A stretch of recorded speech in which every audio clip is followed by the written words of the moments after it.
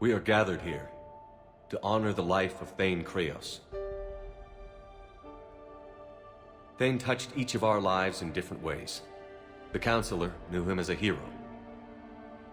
The Normandy's crew knew him as a brother in arms, and others as a father devoted to his son. Though his life took him to very dark places, Thane cared for the better angels of our nature. Even when he was terminally ill, he ran through worn-torn streets to reach me because he knew I needed help. You all know the results of that day. An assassin, a professional criminal, gave his life for his galaxy. And now he can rest. Would anyone else like to speak? What I remember about Thane was his confidence. He told me once about how he remembered everything, even every mistake he made. If I did that, I'd be a nervous wreck. Thane kept it under control. It's strange, but the last word I'd label Thane with is assassin. And we covered each other in firefights. That makes him a partner. Thane's last stand was important. But let us also remember why Thane left the Normandy. To keep his son away from a life of crime. Deeds such as these do not go unnoticed by the universe. They echo in all who hear them. That is why I am here. Thane took himself seriously, a trait with which I did not always agree. I tried to make him laugh on several occasions. But what I interpreted as a lack of humor was masking a great effort. Thane was turning his life around, in a way few organics do. The day Thane came onto the Normandy, all Kelly and I knew about him was that he could probably kill us all with a ballpoint pen. But after you got to know him, there wasn't any reason to be afraid. He let you know where you stood. Kolyat, do you,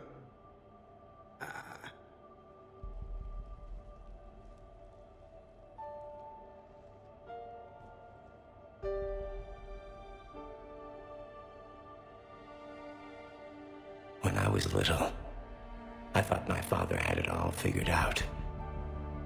He said men must be loyal to their friends and dangerous to their enemies. But when he prevented me from hurting someone, he had changed.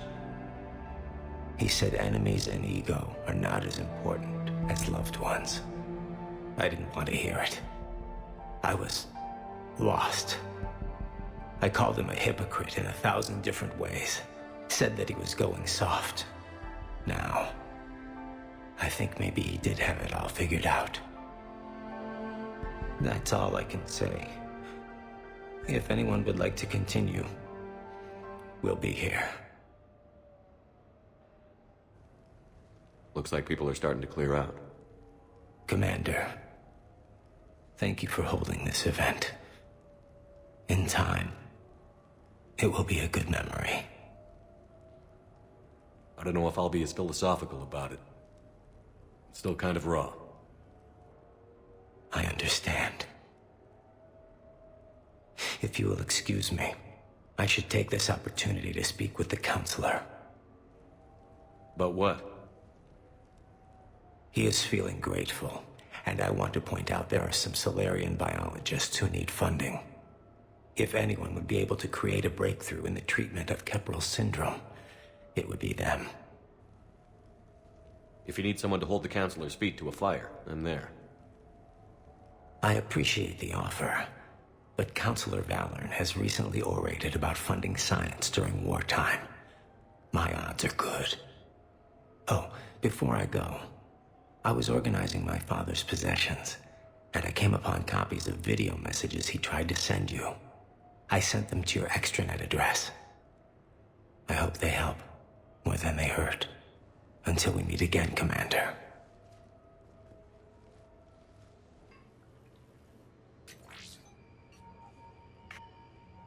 Shepard, I suppose I should thank you for my freedom. Leaving the Normandy was the right decision. It was saddening to see our crew go their separate ways, but it is better than answering questions in an Alliance interrogation room. I hope this message finds you well. As for me, I have moved into an apartment on the Citadel not far from Kolyat.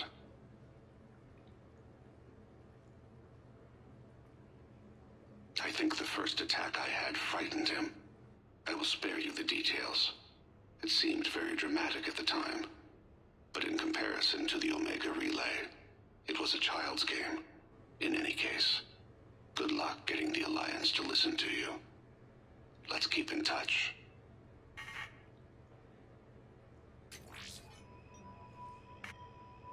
Shepard, if you sent a message back, I didn't get it. I suppose communications from someone of my reputation would be restricted. The irony is, I am a danger to no one these days. I am even paying taxes on my investments. I can't expect Kolyat to do so if I don't. He is doing better. He has no significant other, and he is temperamental. But he is employed and staying out of crime. I can tell he is serious about changing.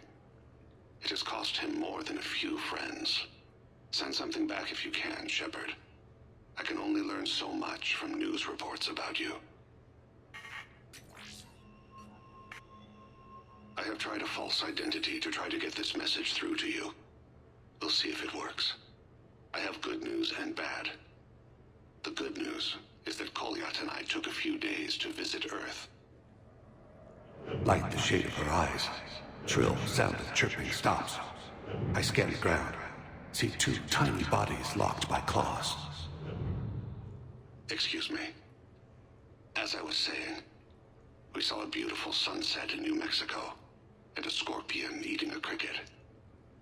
I wish you could have joined us. The bad news is, I fainted and struck my head. Kolyat has convinced me to stay at Huerta Memorial on the Citadel. I will be there from now on. I still don't want to die in a hospital, but it's where the doctors are. And Kolyat. I love him. That means I must trust him. Goodbye, Shepard. Let me say that now, in case I cannot later.